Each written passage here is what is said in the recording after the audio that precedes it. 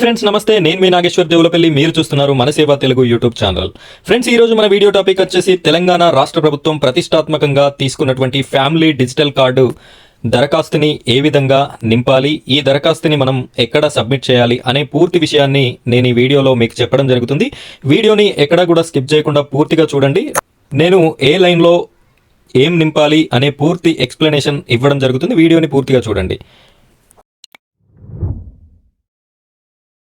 Friends, మొదటిసారిగా మన ఛానల్ని చూస్తున్నటువంటి ప్రతి ఒక్కరూ ఈ వీడియోని లైక్ చేయండి. అదేవిధంగా మన ఛానల్ని సబ్స్క్రైబ్ చేసుకోండి. సబ్స్క్రైబ్ పక్కన ఉన్నటువంటి బెల్ ఐకాన్ని టాప్ చేసి ఆల్ అని సెలెక్ట్ చేసుకోండి. మీరు ఈ విధంగా చేయడం ద్వారా నేను పెట్టే ప్రతి వీడియో కూడా మీకు నోటిఫికేషన్ రూపంలో రావడం జరుగుతుంది.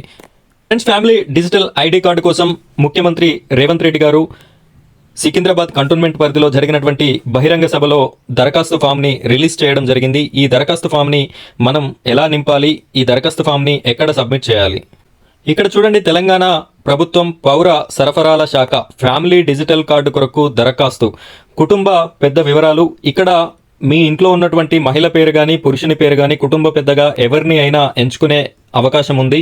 ఇక్కడ అభ్యర్థి పేరు అని చెప్పేసి ఉంది. అభ్యర్థి పేరు దగ్గర మీరు మీ ఇంట్లో ఉన్నటువంటి మహిళ కానీ పురుషుని పేరు కానీ ఎవరిదైనా సెలెక్ట్ చేసుకోండి. దాని కింద అభ్యర్థి యొక్క తండ్రి, భర్త, కొడుకు, తల్లి పేరు పైన ఎవరి పేరునైతే మీరు సెలెక్ట్ చేస్తారో దాని కింద వచ్చేసి వారి యొక్క తండ్రి పేరు కానీ భర్త పేరు కానీ కొడుకు పేరు కానీ మెన్షన్ చేయాలి. అదేవిధంగా నెక్స్ట్ ఆప్షన్ సెల్ నెంబర్, మీరు సెల్ నెంబర్ని రాయండి. నెక్స్ట్ వచ్చేసి రేషన్ కార్డు రకం. రేషన్ కార్డు రకం అంటే కొందరికి వైట్ రేషన్ కార్డు ఉంటాయి. ఎవరైనా కుటుంబంలో గవర్నమెంట్ ఉద్యోగంలో ఉన్నట్టయితే వారికి పింక్ రేషన్ కార్డు ఉంటుంది. దానికి సంబంధించిన వివరం అది. లింగము, మీరు మహిళ అయితే మహిళ, పురుషుడు అయితే పురుషుడు రాయాల్సి ఉంటుంది. అభ్యర్థి చదువు, వారు ఏం చదువుకున్నారు అనే విషయాన్ని తెలపండి.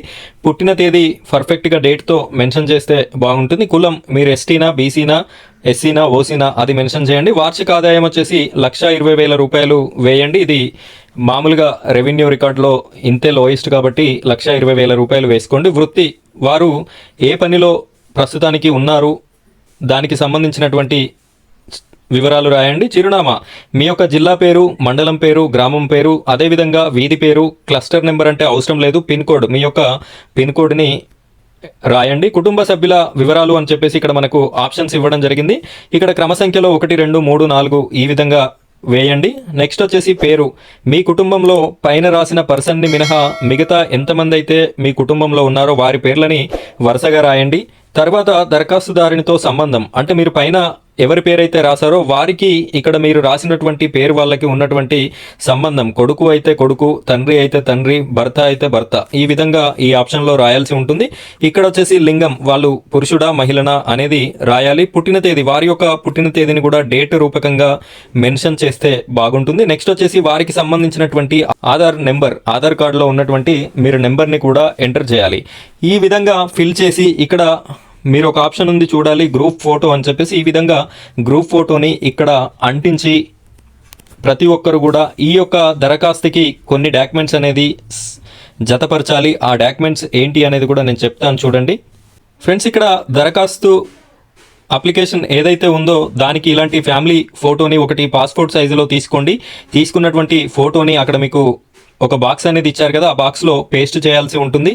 నెక్స్ట్ వచ్చేసి ఆధార్ కార్డ్స్ అనేది దరఖాస్తుదారుడు ఎవరైతే ఉన్నారో వారి ఆధార్ కార్డుని పెట్టాలి. అదేవిధంగా ఫ్యామిలీ మెంబర్స్గా ఎవరెవరి పేర్లు అయితే రాశామో వారి యొక్క ప్రతి ఒక్క దరఖాస్తుదారుని యొక్క ఆధార్ కార్డుని పెట్టాల్సి ఉంటుంది. అన్ని ఆధార్ కార్డ్స్ పెట్టిన తర్వాత నెక్స్ట్ వచ్చేసి మీకు రేషన్ కార్డు ఆల్రెడీ ఉన్న వాళ్ళైతే రేషన్ కార్డు జిరాక్స్ కూడా పెట్టాలి.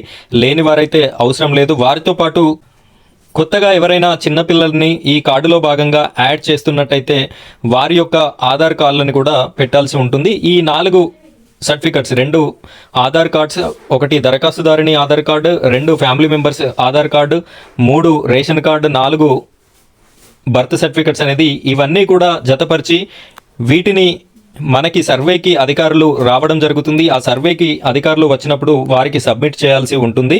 ప్రతి ఒక్కరు కూడా ఈ దరఖాస్తు క్లారిటీగా క్లియర్గా నింపండి. ఎలాంటి తప్పులున్నా కూడా ఫ్యూచర్లో ఇబ్బంది అయ్యే అవకాశం ఉంటుంది కాబట్టి క్లారిటీగా నేను వీడియోలో చెప్పినట్టుగా నింపి సర్వే అధికారులకు ఇవ్వండి.